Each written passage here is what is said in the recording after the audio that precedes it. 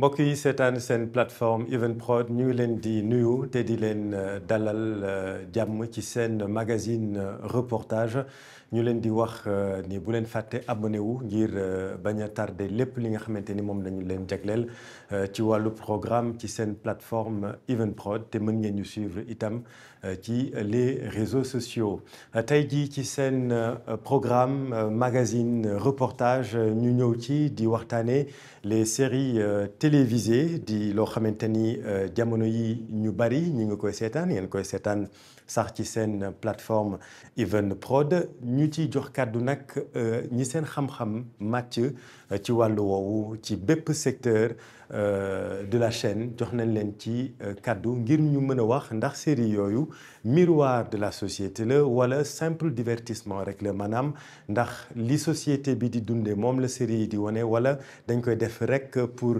faux dinañ ci ànd ak ay borom xam-xam ci reportage yu nga xamante ni di ngeen ko seetaan ci biir émission bi nga xamante ni ñu ngi am mbégte di ci dalal koo xam ni xam-xamam màcc na ci wàllu wi loolu mooy suñu fil rouge de l'émission Babacar Faye nekk chef du département des contenus fële ci groupe Sonatel Orange ñu ngi lay nuyu Babacar.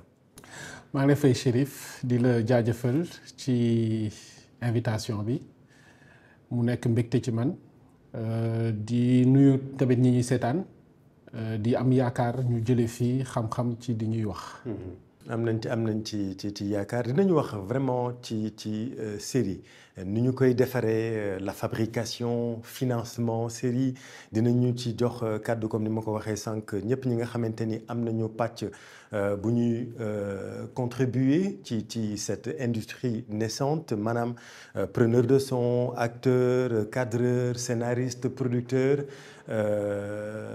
ñëpp jox nañ leen kàddu ngir ñu mën a comprendre exactement industrie bi naka lay doxee mais balaa loolu Babacar sa perception yow tey jii nan nga dundee contexte bi ñu fàttali ni plateforme VOD bi ñuy wax Wido bu groupe Sonatel nekk partenaire historique de Evenprod yow yaa ko lancé am ay programme u Evenprod yoo xamante ni ràññee woon nañ ko ci lool ba tey sax ñu ngi koy continuer di ko ràññee nan nga gisee évolution secteur bi ngay lancé Wido ak fi ñu toll tey perception bi ci société bi am.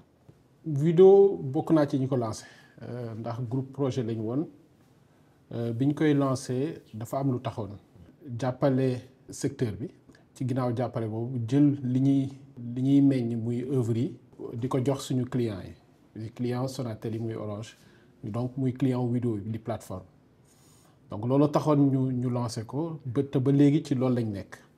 ba léegi secteur bi mi ngi ci yoonu yéeg. mi ngi ci li ñuy mën wax ci tubaab une pente ascendante. mi ngi yéeg lu tax ma koy wax. maison de production yi ñi ngi meññ. ci ginnaaw loolu ñi ngi gis tamit qualité de production bi mi ngi yokku. audience bi mi ngi yokku. ma yaakaar tamit ne revenu yi ciy ñëw mi ngi yokk cachet acteurs yi aussi mi ngi ci yoon woowu ñu gis tamit ne thématique yiñ ciy abordé muy thématique yoo xamante ni damay gis sax yenn saa yi ñu koy bind ci série yi ci tubaab ce sont des histoires qui nous parlent. Absolument. ñun looloo tax ñun ñu bëgg di ko seetaan ndax loolu lu ñuy dund la du keneen di dund ñun lu ñuy dund la jëluñu histoire u jàmbur di ko raconter suñu histoire la ñuy dund bëri na ay séries yoo xamante ni ci wàllu woowu am nañ ci ay succès dama ci cité benn rek. Njabar. lu ñuy dund la loo xamante ni la tamit wane nañ ko fi te amoon nañ ci ay succès am na yeneen ak yeneen mais dama ciy yem foofu. donc contexte boobu lañ nekk. di wane loo xamante ni ci à travers série yooyu di wane loo xamante ni dafay refléter ñun li ñuy dund. ci ginnaaw loolu ñu koy teg ci ay plateformes yoo xamante ni plateforme la yu koy mën a yaatal. après nag bëri na ay problématiques ak ay défis structurels yoo xamante ni da ko wër dinañ ci dugg ci waxtaan bi loolu après. waaye contexte boobu lañ nekkee contexte su pente ascendante bi. lépp li ko wër mi ngi jëm kanam. macha allah léegi nag il faut saa su ne ñuy xoolaat li ñuy fi kanam bi ñuy jëm nan lañ ci mën a góorgóorloo. ba mu mën a bañ a taxaw. ndax dellu ginnaaw moom ëpp naa def. maanaam bañ a taxaw encadré. waaw ba nga xamante ni dina jëm kanam. dinañ ci ñëwaat mais dañuy dem seetaan reportage bi nga xamante ni def nañ ko ci perception bi nga xamante ni moom la ci sénégalais yi am maanaam gisin bi nga xamante ni ñi koy seetaan ak ñoo xamante ni dégg lañ ci am ak itam les professionnels du cinéma ndax dem nañu seeti par exemple le directeur de la cinématographie association ànd sàmm jikko yi itam am na ay gisin yu ñuy yëkkati jëmale ko ci wàllu série yooyu le scénariste yi tamit am nañu ay réponses yu nga xamante ni indi nañ ko sénégalais yi itam ñi nga xamante ni dañ koy seetaan ñoom tamit yëkkati nañ ci yiy yàppi ci reportage bi ñu teewlu ci Ami Ngom. guddi gu jot mu dajale ay millions doomu aadama série sénégalaise yi doon ab industrie buy gën di am doole teg si di bégal ay internautes ak i téléspectateurs. mun ma tëdd ma seetaan série yi dama ci jàng naa ci bu baax ndax am na lu bari loo xamante ni bu ma ko seetaanee rek daf may kii yokk daal mooy loolu. am na ci loo xam ne da ciy yeete mën na defar xale yi mais am na loo xam ne dañ ko defar bu ma yàq xale yi. des fois yow tu te dis que yenn yi amul nga toog gis par exemple kenn ku divorcé wala kenn ku amoon problème ci sëyam wax la li muy dund nga ne kon lii am na. waaye du ñëpp ndax ci beneen fànn wa ay baat di jib di naqarlu li ñu jàppee ni luy yàq askan wi la ànd sàmm jikko yi ay at a ngi ni ñuy artu. maanaam sunu aada yu baax yi ñu amoon ak sunu valeurs yi maanaam dafa ñëw pour màbbal ko. théâtre yi nga xam ne ñun ci la ñu yaroo ñoo fi nekkoon avant dañ daan wane réalité mais réalité bi daanu woon dem ci benn vulgarité bi est-ce que toutes les réalités dañ ko war a wane sur la place publique. waaw man dama yaakaar ni série yi approche culturelle la ñu am parce que soo demee ba Sénégalais yi nangu nañu seetaan série yi ma xalaat ni liggéey bu rafet mu ngi ci biir léegi bu ñu nangu tamit jël parce que léeg-léeg am na ku wax ni am na scène boo xam ne osé donc ñu bëgg a jël kii bi yëpp sotti ko ci loolu ci mbiru création ci mbiru culture lañ nekk. donc création bi man yaakaar naa ni voilà li série yi di wax mooy li nga xam ne c'est le quotidien des Sénégalais waxuñu leneen lu jógee feneen si li nga xam ne c'est le vécu des Sénégalais c'est le vécu des Africains loolu la série yi di delloo. Kiné Gaye scénariste la lu weesu fukki at a ngi nii muy sukkandiku ci dundinu askan wi ngir di ci bind ay série ne ab façon la ngir ñu sensibiliser askan wi. si bi ngay liggéey c'est en fonction de ça nga mën a apporter sa contribution par rapport ak sa développement réew. jël jigéen jàpp ne elle n'a de la valeur que par son corps son esprit on s'en préoccupe pas na rafet na jekk après lu mu bëgg mën na koo am mais kooku moo taxawal jigéen kon ñun dañoo jàpp ne seen série yi day dégrader l'image de la femme rawatina l'image de la femme sénégalaise. parce que benn affaire soo ko bëggee dénoncer da ngay étaler sur la table ba pare. après nga wane revers bi nga xam ne moo ci nekk ak boo continuer ci direction boobu bu fekkee ne li ngay def baaxul fan ngay mujjee. demoon na ba ci mbedd mi xale yi dañuy tooñante buñ gisee jigéen bu am forme ñu ne ko yaa ngi mel ne castingu cœur brisé. on a fait exprès ci cœur brisé wane ñu ci benn couple wala benn kii boo xam ne rattaché na à une famille pour dire que l'importance de la famille socle bi mu am ak valeur yi de base ngay am. moo lay permettre à ce que ngay dundin ci waa société bi. mu bokk gis-gis ak directeur bu cinématographie muy dëggal ay waxam te jàpp ne nag waruñu yem foofu ndax dañu war a ubbeeku xool ci yeneen diwaan yi. maintenant waaw ñun itamit nañu xoolaat suñu bopp parce que su fekkee yow toog nga sa kër ñu wax ci loo xam ne yow nekkuloo à l'aise donc voilà nañu xoolaat tamit ñun ci suñu attitude de tous les jours.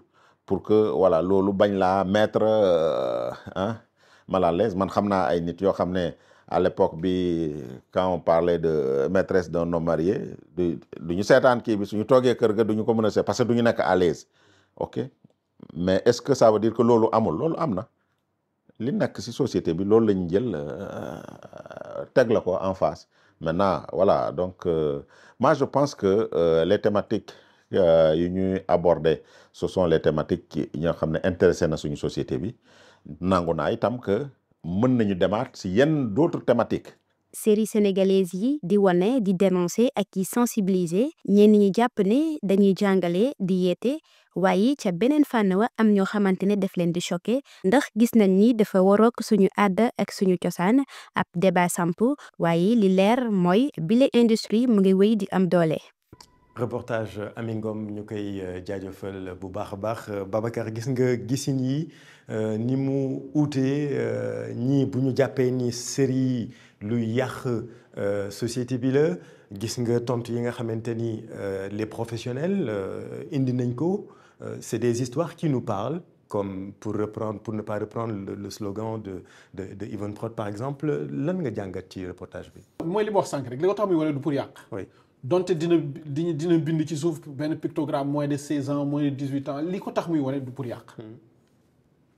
li ko tax muy wane mooy defar loo xamante ni wane li xew li am ci ginnaaw loolu mu génn ci loo xamante ni dina amal njariñ kii seetaan. oui loolu moom mooy li nga xamante ni mooy koy asseoir mooy soubassement moo koy asseoir. mooy cislaay. mooy cislaay. oui wolof baa ngi noonu. pour génne moo précis. mooy cislaay léegi nag dañu ko war a di ko nas ni nga nasee ni nga xamante ni. muy tax nit kii toog. ak njabootam. su ko gisee. war naa ko mën a seetaan ak kii wala diw ak diw. série buy waxu infidélité par exemple. faw mu am nu ñuy wonee li muy tekki. loolu tamit lu am importance la ci wàllu production wu série yi. oui benn comparaison ngay def est-ce que ni ñu koy defee fii Sénégal dafa wuute ak ni ñu koy defee feneen ou bien société yi moo wuute société yi moo wuute naturellement mais sur le plan professionnel. est-ce que y a une différence entre ni ñu koy defee fii ak ni ñu koy defee feneen. yaakaaruma ne y a une différence yaakaaruma ko léegi nag bët bi koy xool mën na bañ a bokk. loolu laay wax sànq bët bi koy xool su fekkee lii la bëgg a gis mënoo fexe. ba du gis loolu. maa ngi fàttaliku ci benn épisode infidèle moo woon benn cahier bu ñu ci dugaloon cahier bi am ay couleurs ci couverture bi. couleurs yu bëri. man maa ngi woon ci production boobu. bi ñu koy produire xel xalaatul ne ci wàllu borom ñaari tur yi wala dara moo taxoon ñu koy def. waaye après ki koy seetaan. su gisee couleurs yi te moo tax mu ñuy wax moo tax la responsabilité partagée ñun ci njëlbeen loolu tax ñu woon jóg. waaye ki koy seetaan gis na ne ba xalaat ne ba wax ne sax am na ñu nekk ci ginnaaw ci production boobu. dañ ci ñëwaat te loolu ci wàllu financement production boobu. ñoo ci nekkoon ñun en coproduction ak Evenprod. pour Wido. pour Sonatel. dafa am importance à chaque fois ci responsabilité yooyu ki nga xamante ni mooy wane li muy wane mu def ci attention ak ki nga xam ne mooy seetaan mu jël bët bi nga xamante ni mooy bëtu jàng. ndax du leen lu dul jàng. c'est de la culture bi dañ ko war a ancrer dañ ko war a teg fenn fi ñu ko war a teg mooy ci image vidéo te loolu la série yi di def. wala ci leneen. mais ci wàllu lii ñuy wax ni dafa am loo xamante ni hyper important mooy jël suñu culture di ko teg ci ay image ak ci ay vidéo ci anam boo xamante ni dina fay kii seetaan mu jëli ci dara. dinañu waxtaan ci wàllu financement bi parce que lu am solo la. am na itam ay wax yoo xamante ni dinañ ko ci dégg te dina baax ñu leeral parce que yow financé nga ay séries xam nga comment on monte ces programmes là waaye gis nañu itam le mariage entre le passé et le présent maanaam gis nañu ñu bari ñu nga xamante ni ñu ngi nekkoon ci ay troupes yu mel ni Daaray Kocc jamonoy tey waa Saint-Louis notamment ñu ci bari gis nañu ni ñoom ñëpp tey jii dañu daw si di jouer ak xale yi nga xamante ni ñoo nekk ci série yi ak ci maison de production yi nga xamante ni tey jii ñu wax ko ñu bañ ko wax tey jii ce sont des maisons qui font fonctionner le secteur du cinéma et de l'audiovisuel ndax les techniciens du cinéma ñoom ñëpp tey jii ñu ngi liggéey ci secteur bi mais fi may bëgg a ñëw ci reportage bi ñu bëgg a suivre mooy le mariage entre le passé et le présent te bu ñu tuddee Daaray Kocc ci xel yëpp dina dem ci ku ñuy wax Cheikh Tidiane Diop nekk le pionnier du théâtre au Sénégal tey jii bu fi nekkoon ban bët la doon am ci li nga xamante ni mooy xew ci wàllu série ak film de façon générale def nañ ci reportage jox kaddu ñi nga xamante ni jot nañ ko xam ñu teewlu ci reportage Balla Moussa Camara. woy gi ñi ko xam suñ ko déggee seen xel yépp daal di dem ci troupe théâtrale bi ñu naan Daaroy Kocc ku wax Daaroy Kocc xel daal di dem ci Cheikh Tidiane Diop nekk pionnier théâtre fii ci Sénégal ay at bi mu génnee àdduna jamono di dox génération yu bees utu ko ci aar bi kii di Cheikh Tidiane Diop nan la ko daan gisee bu nekkoon ak ñun ba tey.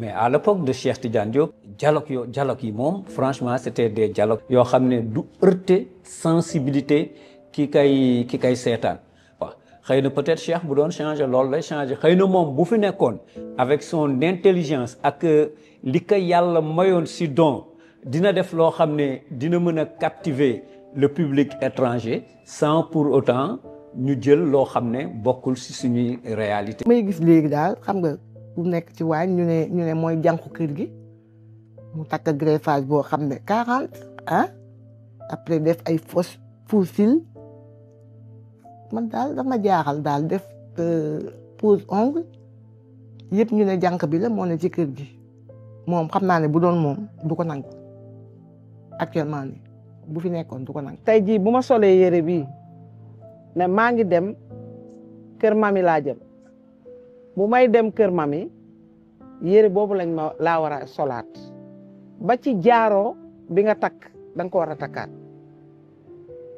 Cheikh dafa fonkoon lool te léegi théâtre léegi si da nga gis yu bari yoo xamante ne ay faux raccord la ak yenn accoutrement yi parce que moom daaw ko nangu ñun daf ñu yar ci naturel. moom laa wax peut-être suñu génération ñun nga xam ne ay seetaan série c'est plus pour le côté divertissement parfois dinañu énervé parce que day nekk une série de yeddaate xam nga des fois sax côté divertissement boobu day passer au second plan. Je me dis que benn Cheikh Tidiane Diop il aura du mal avec infidèle parce que wax bi metti na niñ koy waxee dëgër na te parfois dina vulgaire dina ñàkk sutura dina ñàkk orma mais bon jamono ji moo ko laaj léegi parce que c'est dommage mais yenn contenu yi nga xam ne sax pour mieux nga toucher nit ki il faut nga wax ko wax boo xam ne mooy loolu ni nga xam ne kersa gi nga xam ne amoon nañ ko dans la langue wolof et qu'on retrouvait dans certaines de nos productions ça a tendance à disparaître parce que bon peut-être génération réseaux sociaux yi TikTok yi moo tax. moo ngi génn àdduna ci bisum 22 novembre ci atum 2002 Cheikh nekkoon biochimiste ci Institut Pasteur bu Dakar waaye théâtre jaraloon ko mu jël retraite anticipée bu ko wefee mu mën a dundal bëgg-bëggam di théâtre ci ni mu waree. Cheikh il était très rigoureux ci tournage yàkkamtiwul mais il faisait si bien plan am ak éclairage am que boo seetaanee pièce tey peut-être xëy na dina am boo koy comparer ak film yi génn léegi dina am une différence mais à l'époque boo ko comparer par rapport ak époque Cheikh Tidiane Diop di nga gis ne temps bi Cheikh Tidiane Diop di def ay film tous les techniciens étaient d'abord des artistes moom moo jël artistes yi formé leen dans les techniques de l'audiovisuel. artiste bu jógee Daaray Kocc Cheikh day def ci yow loo xamante ne doo yëg succès déedéet succès doo ko yëg dañ daan génn répétition Malick Sy bu ñu génnee dañuy jël car rapide dem boobu jamono neexul comme nii àddina doxul mu jàngal ñu loo xamante ne muy doylu. dëgg la samay waajur yar nañ ma ci loolu mais ñoom dañ ko yokk muy humilité parce que Cheikh dama daan jouer ba dama daan répéter ba ñëpp di tàccu mu ne ma xamoo dara ñëpp mer man may jooy mu ne ma génn taxawil na li xam nga def ci man humilité daal. élément bu mu téye dëgg foo mënti dem Cheikh Tidiane Diop nekkatu fi ci réew mi mais da ngay gis ay éléments am da ngay xam ne ñii am na lu ñu def ci ñoom. dafa joxoon nit cër dafa la doon jox cër ba ngay yaakaar ne daf la ragal mais bu liggéey bi taxawee ah non loolu moom amu ci ay masla. benn jour sama yaay ne ko yaa di saa yu ñëwee day jooy day wax mu ne li ma mën a wax ñeneen ñi ci moom laa koy jaaree parce que moom mooy sama mbokk. li mu lay wax daf koy teg ci yoon te boo ko defee di nga gis résultat daal kooku mooy Cheikh Tidiane Diop. Daaray Kocc gis nañ en terme d'audiovisuel li nga xam ne jot nañ ko fi def parce que dañuy wax Daaray Kocc ak jamonoy tey au départ bi nga xam ne télévision rajo sax ak télévision mu ngi commencé ba ñu war a produire ay contenu yoo xam ne dafay wax ak suñuy askan. Cheikh Tidiane Diop dem na bàyyi ay njëriñ ci lëndëm théâtre gi waaye lim fi bàyyee ngi njëriñ ay génération ak ay génération moo tax ñi mu daan àndal a ngi sàkku génération bu bees bii di jëfandikoo li fi Cheikh Tidiane Diop bàyyi ndax jàpp nañ ni suñ ko defee duñ ko mës a rëccu. Merci beaucoup Bala Moussa ñu ngi lay jaajëfal Babacar le passé et le présent muy lu am solo gis nañu mag ñu bari ñu nga xamante ni joué tuñu woon xëy na peut-être ñoo xamante ni seen carrière ci wàllu acting presque jeexoon na wala en tout cas gisatuñu leen woon en tout cas comme ni nga ko doon gisee ci jamono yooyu tey ji mariage boobu noonu te les maisons de production yombal ko nan lañ ci mën a jàngat. lu baax la Cheikh Tidiane Diop pour man lii xew nii doon na ko neex sama xalaat la ndax transmission la maintenant mën nañ wax lii waroon nañ ko defaraat lii ak lii ak lii te loolu subjectivité lay doon lu nit ñi mën a xalaat la loo mën a expliquer la lu tax nga def ko lu tax defoo ko waaye li ci am solo ñi amoon xam-xam bi en tant que mémoire vivante ñëw nañ jaxasoo ñu bees ñi nga xam ne ñi ngi ñëw ak seen code ak seeni habitude yu bees ñu boole leen indi loo xamante ni cocktail lay doon boo xamante dina jariñ secteur bi. fii Sénégal léegi fi mu ne nii gars yi série la ñuy gën a wax. même si il faut faire la différence entre les deux. Absolument. léegi ki nga xamante ni cinéma la doon def am ci xam-xam ba mën a indi li nga xamante ni jàng na ko expérimenté na ko mu yàgg lool ci moom. mën koo jox ki nga xamante ni moo ko war a wéyal. mu ànd ak bagage yu codes yu bees yi les codes numériques codes réseaux sociaux yi et cetera les nouvelles expressions. tout ce qui est humour et cetera. indi ko boole koog loolu. pour man c'est hyper important te lu baax la. te lu ñu war a sàmm la. te continuer di créer environnement yooyu pour que dugalante boobu mën a wéy. On sent une amélioration qualitative, un bond en avant au fil des ans, que ça soit ci wàllu technique bi, que ça soit ci wàllu histoire yi tamit on sent beaucoup de professionnalisme dans les maisons de production. Pour yow lan moo ko waral loolu. li ko waral mooy yow miy defar da ngay bëgg lu baax. c'est-à-dire soo defee tey lii suba bëgg nga def lu gën loolu. am na une certaine concurrence qui est très saine. entre les acteurs et ça c'est luy dundal secteur bi la. concurrence bi. oui luy dundal secteur bi la lu baax la.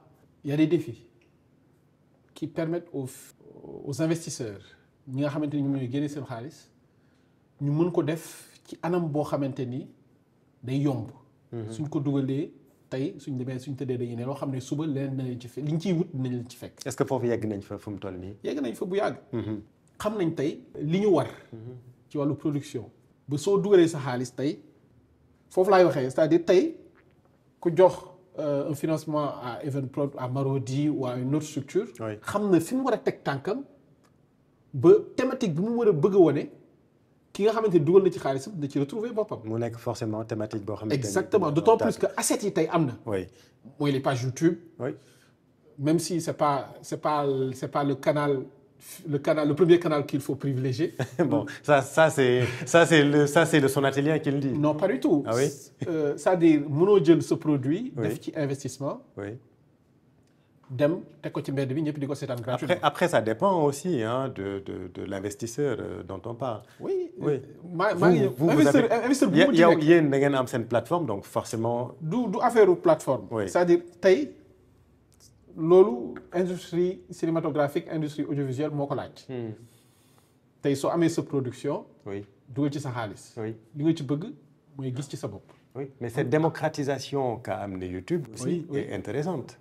C'est ça, c'est-à-dire aujourd'hui, oui. il faut savoir ce qu'on veut. Oui. Est-ce qu'on veut démocratiser uniquement? Oui. Wala dañoo bëgg a gis ci suñu bopp. non on veut démocratiser ba pare gis ci suñu bopp. voilà léegi démocratiser bi xam nga du wees. oui du wees mais bu amee léegi tamit c'est bon hein on prend. oui mais démocratiser bi doo ci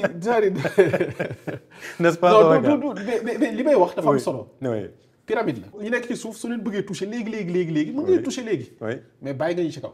te yi ci kaw mën nañ la indil loo xamante ni dina jariñ yow li ngay def. On va élargir ci point boobu parce que c'est très intéressant. La question bi nga xamante ne dafay ñëw mooy tamit est-ce que ñi nga xamante ni ñooy yëngatu ci yëf yi ñi ngi ciy gis seen bopp ñi nga xamante ni je parle des acteurs des techniciens en tout cas ñëpp ñi nga xamante ni ñooy faire marcher la machine comme on dit def nañu tamit reportage jox leen ci kàddu ñu wax ñoom itam est-ce que ñu ngi ciy gis seen bopp ñu teewlu reportage El Hadj Kader Gueye. lépp lu nit di yëngu xalaat na see tedd mënees na si wàllu série sénégalaise yi série siiw nañu lool ba romb suñuy frontière ndaxte nit yu bari ngi si yëngu di si bay seen waar Joséphine Mboup di jiite kuréelu acteur cinéma yi ak série yi si Sénégal mi ngi nettali naka lañu toogee si industrie bi. parce que Sénégal dafa ñu amagul lu ñuy woowee barème mooy ñu ne Sénégal acteur duñ ko fay lu weesu disons un exemple le premier rôle loo xamante ne du weesu lu gën a suufe 1 million maanaam acteur bu gis nekk Sénégal bu joué premier rôle dina am 1 million ñu ne second rôle au Sénégal ku koy joué doo gën a wàcc 800 000 ce qui fait que producteur bi nag à ce moment lu mu ko jaral au-delà mun na ko ci teg comme que nag Sénégal amul barème aujourd'hui booy xool production bi ñi nga xam ne ñoo ko yore ñoom ñooy fay les cachets selon ñoom seen bon vouloir selon ni ñu ko édicté selon ni ñu ko décidé selon contrat yi ñu lay présenté bu fekkee dañ ko xool sur le plan général man damay wax ni gisuñu ci suñu bopp. ku wax audiovisuel dina wax ñiy liggéey ci ginnaaw écran yi te duñu feeñ. Ibrahima Faye ñu gën a xam ci Brems moom ab réalisateur la laaj nañ ko ndax mi ngi ci gis boppam ci série yi. li ma nekk en tant que premier assistant je peux pas dire concrètement que affaire xaalis lay mettre au devant mais n'empêche xaalis am na ci waaw comme li ñuy wax rek quand tu sais faire ton travail quand tu sais bien faire ton travail et il faut savoir aussi négocier son salaire waaw man personnellement gis naa sama bopp. Docteur Fatoumata Gaye jàngalekat la ci wàllu jënd ak jaay ci université yi am na xam-xam bu màcc ci wàllum série yi mi ngi bind ab téere ci naka la série yi di def ba gis seen bopp. série li ngay njëkk a lijjanti mooy say matériel waaw sa image leer waaw say vidéo leer faaw nga am ay acteurs yu mën faaw nga xam tamit boo paree ndax boo ko produire pare faaw nga jaay ko kan nga koy jaay. ndax nga koy jaayee est-ce que da nga koy dugal sa chaîne YouTube ngay xaar waa YouTube fay la est-ce que da ngay dem ci chaîne télévision bi dem collaborer avec ay marques ay sponsors est-ce que sponsor yi dinañ est-ce que tamit boo collaborer ak benn chaîne de télévision naka ngeen di pàccoowee la ngeen cay am. soo xoolee ba xool wàllum série yi ay koppar yu bëree ngi ci. yi ci mel ni ay publicité yi ñuy raxal ci biir ba pare am ay yeneen partenaire Amad Wade di liggéeyee Sénégindia benn entreprise buy liggéey ci wàllum tabax kër ak yu ñu mel mi ngi taal di wax ñaata lay def ci xaalis ci série yi. C'est pas donné aujourd'hui pour nga intégrer benn série c'est des dizaines de millions que les partenaires yi mettent dañuy def xaalis bu bari pour mën a bokk ci série yi. Docteur Fatimata Gaye andi na jàngat ci loolu ni mel. bu dee chaîne YouTube la da ngay avance publicité yi bu dee télévision la da nga koy seetaan malgré toi foofu nag dafa am lu ñuy wax paaka ñaari boor benn boor bi sans ñoom doo seetaan ndax sans ñoom producteur bi du am kan moo koy fay yow booy seetaan doo ko bëgg a gis lenn nag mooy producteur bi mu xool naka lay. dafay publicité yi est-ce que daf koy placé ci biir série bi placé ko subtilement maanaam bañ a fës wala daf koy def publicité entière te loolu tamit dafay nekk en accord ak marque bi. Aliou Mané mooy njiitu programme FOPICA maanaam ay koppar yu ñu jagleel ngir jàppale cinéma ak audiovisuel laaj nañu ko naka la ñuy financer maison de production yi. par rapport ak sunu budget par rapport ak tout ce qui est production am na production bu nekk long métrage am na lu ñu ko jagleel ci budget court métrage am lu ñu ko jagleel série tamit am na lu ñu ko jagleel par rapport au budget disponible si la ñu def jox série ñu choisir des projets. Germain Coly moo jiite direction de la cinématographie mi taxawal FOPICA bi.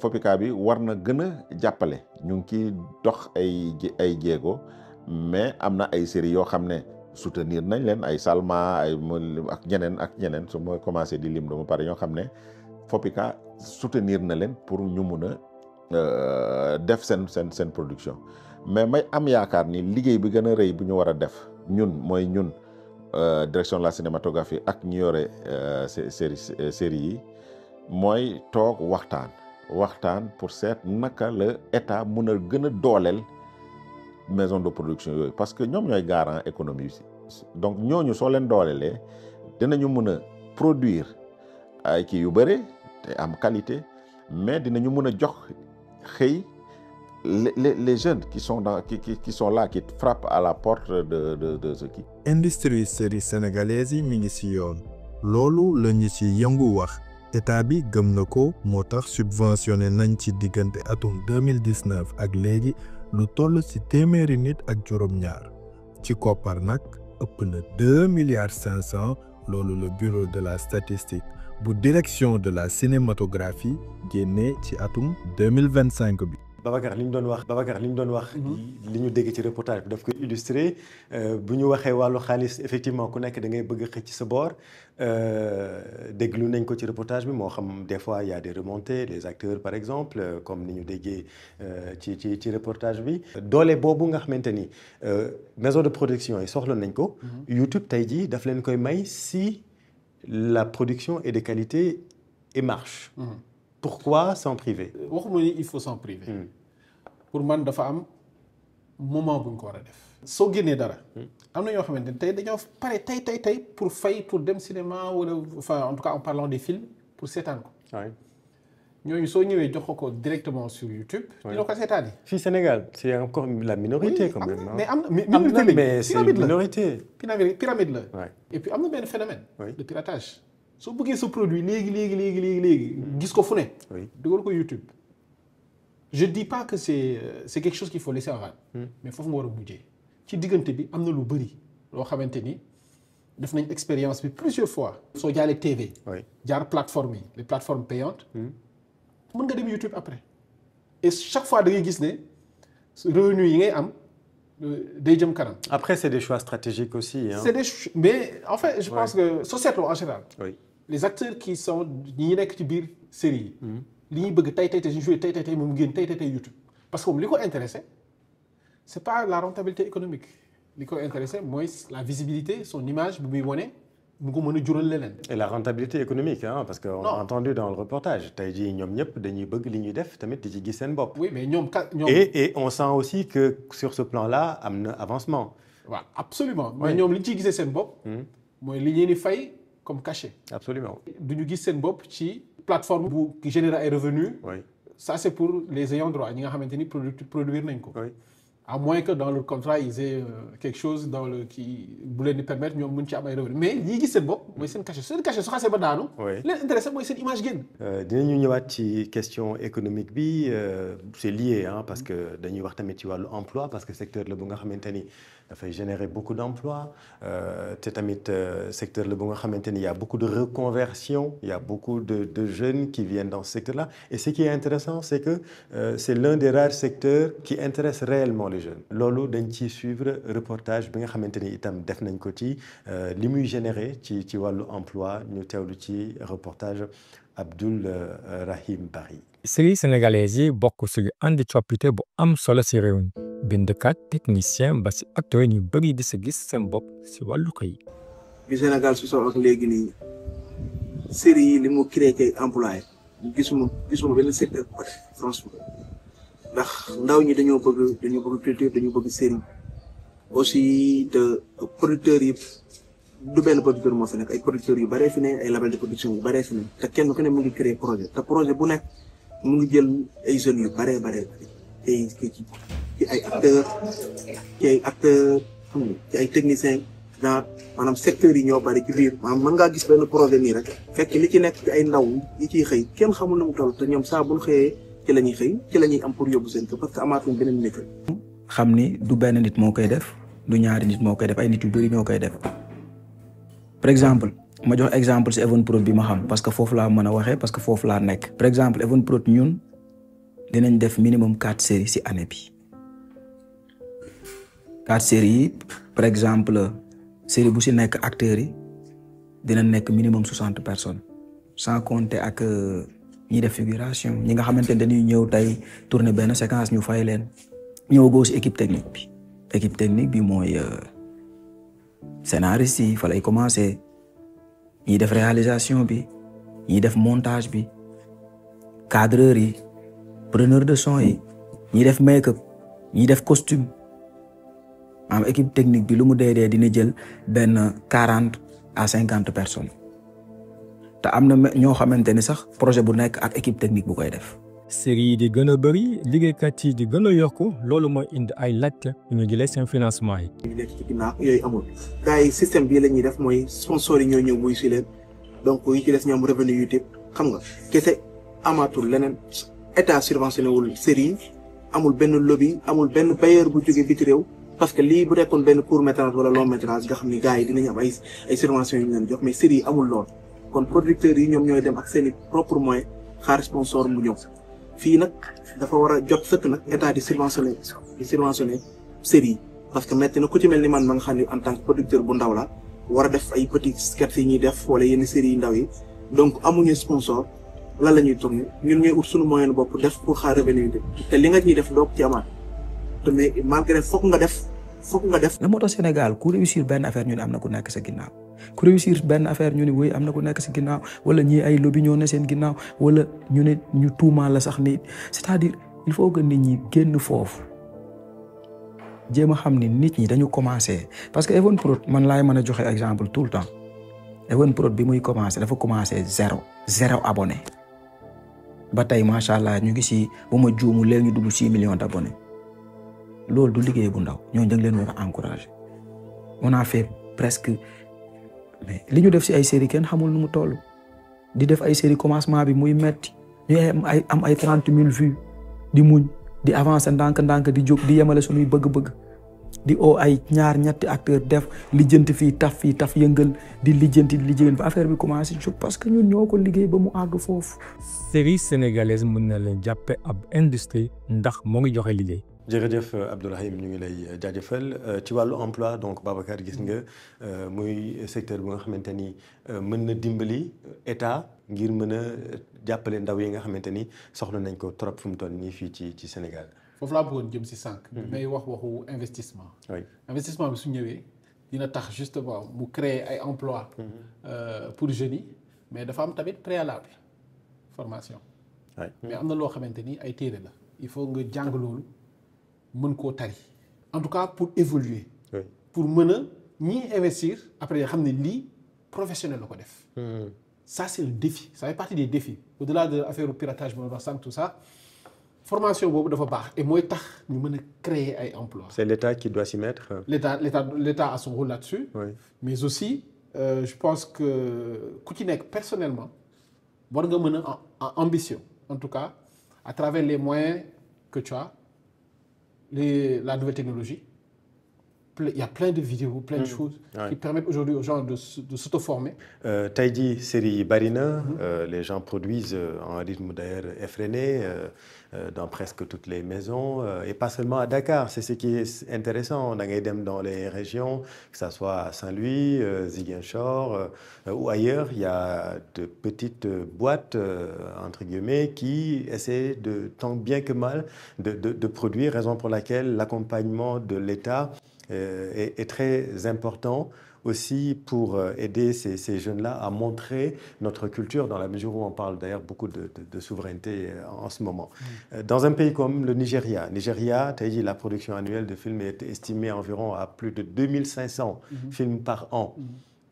On est loin du compte, mais est-ce que tey jii ak dynamique bi nga xamante ni moom la ñu jël avec les maisons de production mën nañu tey jii dans un futur proche jege waa Nigeria. C'est une ambition, il faut l'avoir. Oui. Il faut avoir l'ambition. Bien sûr. Maintenant, il faut se donner les moyens d'y accéder. Et en tout cas ci li ma gis y en a am na ñuy xeex Evenprod, Marodi, Pikini, toutes ces boîtes-là ñu ngi xeex pour mën a egg un certain niveau. Maintenant loolu doyul, il faut que état bi accompagne les fonds d'aide à la production. En tout cas, ça, ce sont des choses qu'il faut pérenniser et qu'il faut pousser. Même si on peut comprendre, hein, il y a des priorités aussi au niveau. Mais la culture fait partie justement de ces en tout cas dafa bokk ci li nga xamante ni mën na dimbali réew jox ko wala jox ko vitrine boo xamante ni mu gën a moom boppam parce que ça les maisons de production sont des remparts contre l'invasion culturelle. Parce qu'aujourd'hui on parle de YouTube, il y a Netflix et li ñuy gis ci Netflix wax dëgg yàlla des fois ñun ñëpp dañ koy seetaan mais da ngay taf sa kanam. culture jàmbur tu comprends ce que je veux dire. Donc bu ñu bëggee wane sunu caada sunu culture réellement est-ce qu'il ne faut pas aussi accompagner ces maisons-là encore une fois que ça soit à Dakar ou dans les régions. Non, stratégiquement même il faut qu'on ait ce regard, c'est-à-dire ce regard de promouvoir notre culture à travers l'image, à travers la vidéo. suñ ko deful. keneen mooy ñëw proposé ñu leneen. ñu absorbé ko suñu doom absorbé ko. ba pare jàdd dem jël yoon boobu.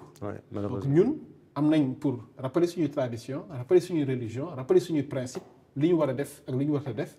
à travers ces productions là parce que nit ñi dañ koy percevoir comme du divertissement donc toog di ko seetaan donc ñu jaaraale ci jàngale li ñu war a jàngale. bu ñu dem mukk di wuti en tout cas man du lu may digle. investissement boo xamante ni dafay jóge feneen pour jàllale culture keneen. jërëjëf Babacar Faye. jërëjëf Chérif. ñu ngi lay jaajëfal ci teew bi nga teewlu fii ci Evenprod. jërëjëf ñu ngi leen di sant di leen gërëm te di leen wax bon courage. Merci et puis bon vent pour cette nouvelle production. jërëjëf Babacar ñu ngi lay gërëm ci teewlu mi nga teew fii ci Evenprod. Merci aussi à vous chers internautes, chers téléspectateurs qui nous suivent à travers seen plateforme Evenprod. N'oubliez pas de vous abonner bu fekkente ni yéen a ngi découvrir suñuy programme ngir bañ a rater lépp li nga xamante ni ñu ngi leen koy proposer di leen ko waajalal ci seen plateforme Evenprod. Vous pouvez également nous suivre sur les réseaux sociaux et ñu leen di bàyyiloo xel ci seen saison 2 bu Xaliso qui s'annonce explosive. jërëjëf ba beneen.